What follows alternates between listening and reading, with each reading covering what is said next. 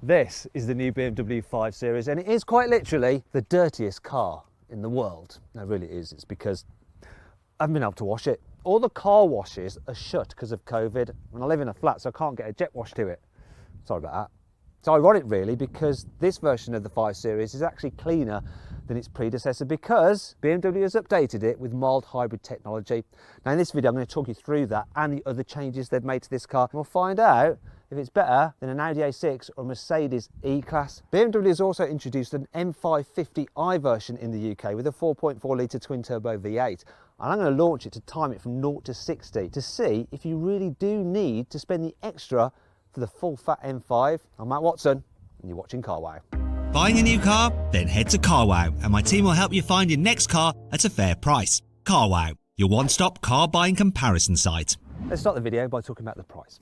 The new 5 Series range kicks off from around £39,000, and that'll get you an entry-level 520i. If you want this M550i, you're talking around 70 grand, which is quite a lot of money. It's still quite a lot cheaper than an M5, which is around £100,000. And anyway, you can save an average of £7,000 off a new 5 Series through Carwow. Now, if you want to see how much money you can save off one of these, I've put a little link just in the top right corner of the screen. She'll be popping out now. If you want to do that, you can click it, take you straight there.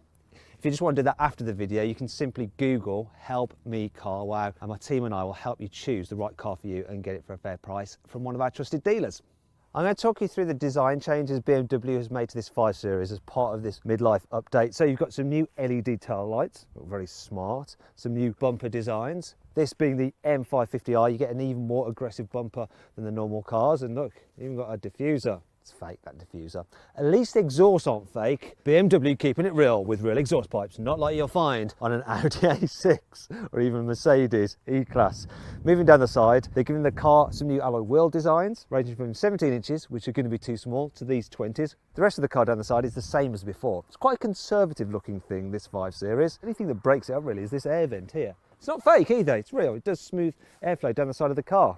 At the front, you've got some new bumper designs, and you get a different bumper depending on if you have the SE model, the M Sport, or this M550i, which is the most aggressive. Big change here at the front is the fact the grille's got wider. Be thankful they haven't gone full crazy BMW grille like they have done on the very latest cars, but it is definitely wide, and they've got some new headlights which are pushed further out and around the side of the car, and as a result, this car is definitely more of a goat. And I'm not talking about greatest of all time, I'm talking about goat. You know, eyes on the side of its head. Anyway, let's check out the interior. What has changed in here? Changes in here are minimal. The biggest one is this. You now have a 12-inch infotainment screen rather than the 10 inches you used to have before. Extra 2 inches is definitely welcome. It's a nice big screen, very, very crisp graphics, responsive. The iDrive infotainment system's good. It's easy to navigate. You can touch screen it. You can use a swivel wheel, the shortcut buttons, the touchpad, gesture controls. Yeah, I love a bit of gesture control personally. Got voice commands. Now, I don't use any of this actually because now BMWs give you Android Auto, not just Apple CarPlay, and you can connect your phone wirelessly as well, both Apple CarPlay and Android Auto. You don't have to have wires, which is brilliant. And I just use Android Auto and Google Maps to navigate around, even though the BMW gesture controls. Now, anyway, even though the BMW satellite navigation system with live traffic updates is very good. Now, some other changes in here are some new trims, nice, and yeah, really that's about it. Oh, some new seats, and that really is it. That's your lot. Speaking of the seats, the seating position in this car is very good. Oh, and finally, they're giving you lumbar support as standard. Oh, I love the fact that the steering column is electrical. That's good, feels premium. And beyond it, digital dials. Now standard across the 5 Series range. I always say this, they're not my favourite digital dials. They're just a bit dark, and I don't like the way the rev counter goes backwards. But they're okay, and they can display a little bit of information. Not as much as you get on the screen of an Audi A6, for example. The interior quality is good. Very good, actually.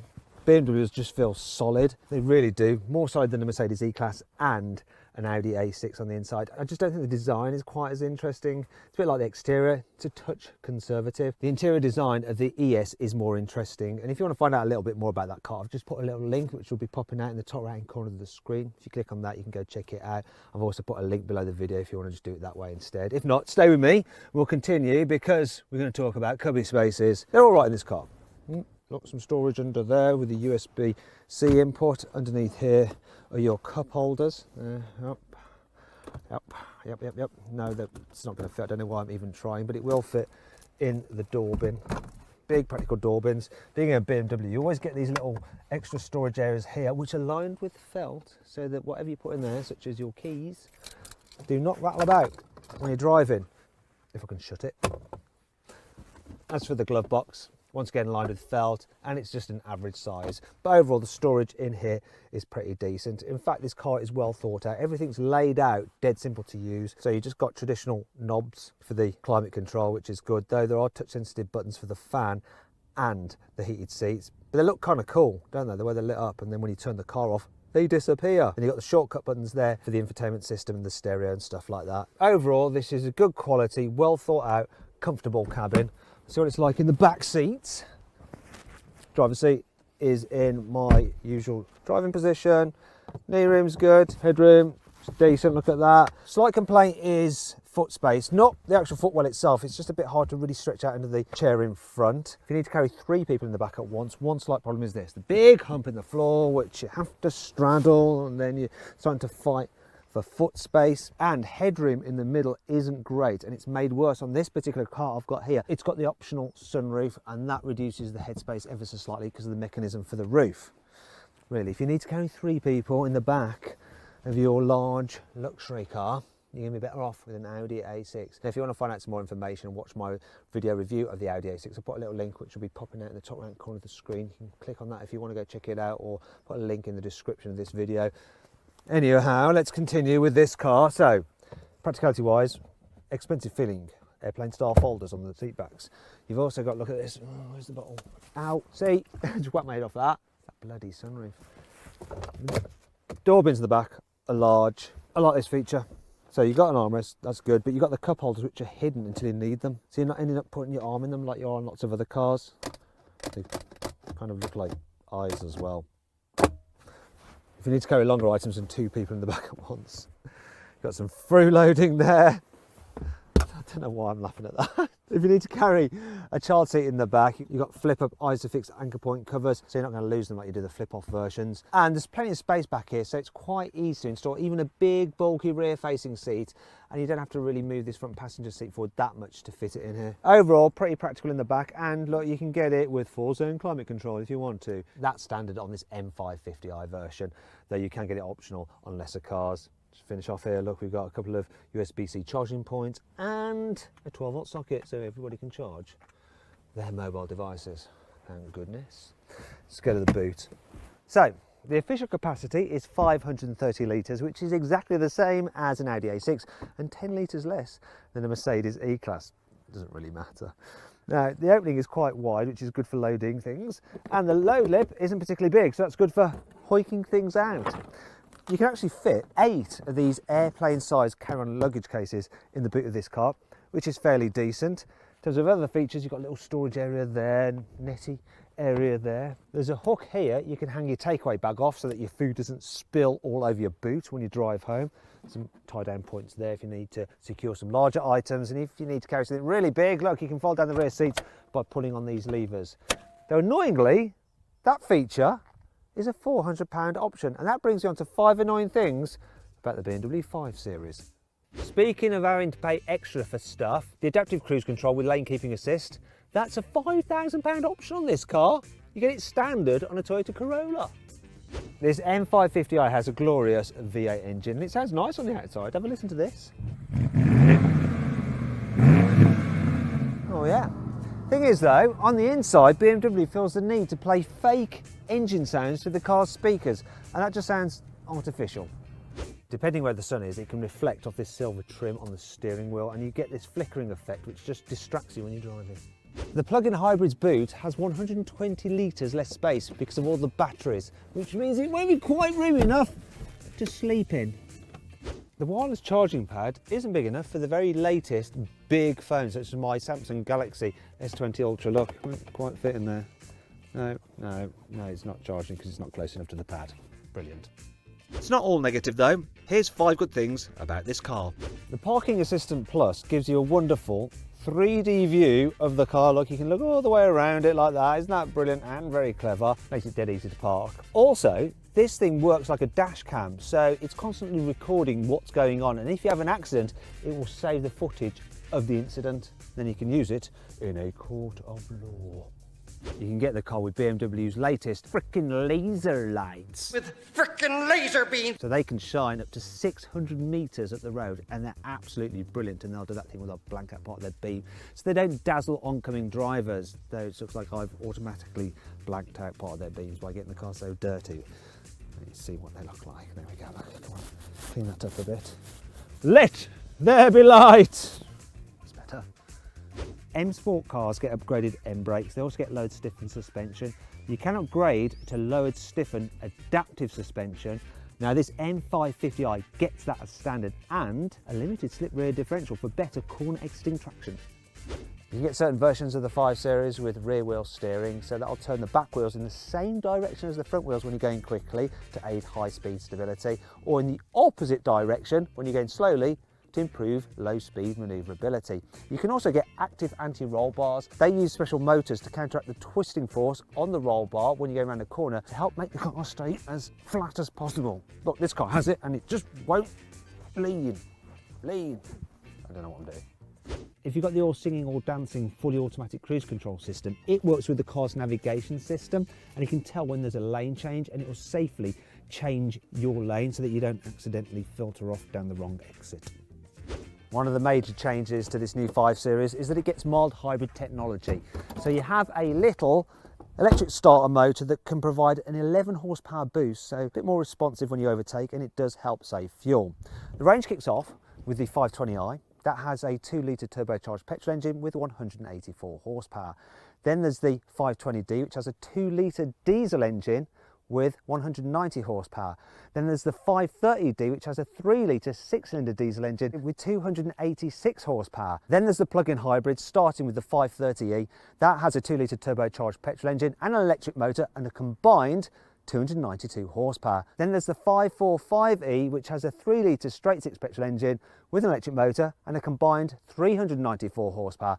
And finally we come to this engine, 4.4-litre twin-turbo V8 with 530 horsepower and 750 newton-meters of torque. Now all 5 Series are either rear-wheel drive or all-wheel drive, and they all get an 8-speed automatic gearbox. Okay, let's see how quick this car can go from 0 to 60 miles an hour. Got my specialist timing gear here. Put it into sports mode for the gearbox, sport handling mode for the traction, sport mode everything else. Launch control active. Come on. What are you going to do? Oh, struggling on the change there. Whoa! We got it. 3.84 seconds. When it was changing from first to second, it lost a bit of traction as well. Could have probably gone quicker. BMW says this car did 0 to 60 in 3.8 seconds, so pretty much bang on the money then. Finally, time to take this BMW 5 Series for a drive, and let's start off with what it's like in town. Now the first thing you notice is that it's got quite a bit of a blind spot, which is a bit annoying then when I was pulling out round a truck. It's really big, that blind spot. Other than that, the visibility is pretty good in this car. What's really good in this car though is the automatic gearbox. It's just so smooth and so relaxing when you're just pottering around town. One thing that's more of a problem is the turning circle. Is there any roundabout? Can I make it all the way round and back again? This car has the rear wheel steering, which is helping me a little bit by reducing the turning circle, but even then it's still quite boat-like. But then it's the same for this car's competitors, really, if I'm brutally honest. Problem you're going to have with a big saloon car when driving around town. One thing they are good at though is dealing with bumps in the road. This car is actually fitted with the adaptive M Sport suspension, and I reckon you should get that fitted to this car if you buy one. The entry level suspension is just normal comfort. Then you have M Sport, which is lower and stiffer. However, that's a bit uncomfy over bumps. The M Sport Adaptive though has a comfort mode, so it just slackens off the dampers, so it's just better over bumps. That said though, it's still not quite as comfy over bumps as an Audi A6. But in town overall, this is good. Right, let's see what this BMW 5 Series is like on the motorway. So this car has the fully automatic cruise control with lane keeping assist, and it's so easy to engage. I just press this button here and we're good. In some cars you're faffing around behind the steering wheel for some extra lever. This is simple as, and it does that thing where it'll keep you a safe distance from the car in front by using radar control, and you can alter that distance by pressing these buttons. All very, very simple, and it's one of the best systems at just hooking you up to the centre of the lane and keeping things nice and relaxed. It just does all the driving for you. I'm going to show you this though, the responsiveness of this car's gearbox. I'm going to throw it from 50. See that kickdown? Oh my God. The gearbox, boom, kick down straight away. And it doesn't matter which version you have of this car, this 8-speed automatic gearbox is very responsive. But when you combine it with this 4.4 litre twin turbo V8, you go from pretty much 0 to warp speeds in the blink of an eye. It is insane. There's a price to pay for this big engine though, it's the economy. So you know, I'm averaging just under 24 miles per gallon. If you get the 520D, you're going to be able to do easily over 40 miles per gallon and probably over 50 as well. Now when you are just cruising on the motorway, it's very relaxing, this car. Really, really is. If I'm being really pernickety, I could say it's not as quiet as a Mercedes E-Class. It just doesn't have quite as good sound insulation, but it's just a minor difference. However, if you'd like to find out a little bit more about the E-Class and what I think about it in other areas, you can watch my in-depth video review of it, and to do that you just click on that pop-out banner up there. I'll put it there for you if you want to just go check that out now. If not, stick with me and we'll go check this 5 Series out on a twisty road. Let's put the car into sports mode to stiffen everything up. I'm going to go manual. Oh, it increases the sound the car makes. Not keen on that noise, to tell you the truth. I am keen on the way this goes around corners though. Oh my gosh, those active anti-roll bars on this car just stop it leaning in the bends. Normally the 5 Series would be leaning through some of the faster bends, but with this system on this particular model, not at all. And it's got so much grip from that 4-wheel drive system.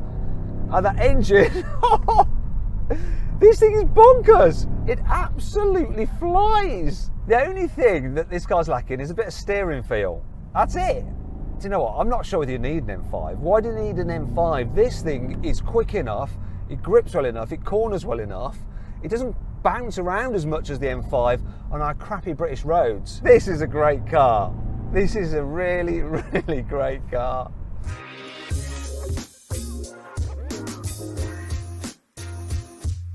So then, what's my final verdict on the BMW 5 Series? Should you avoid it? Should you consider it? Should you shortlist it?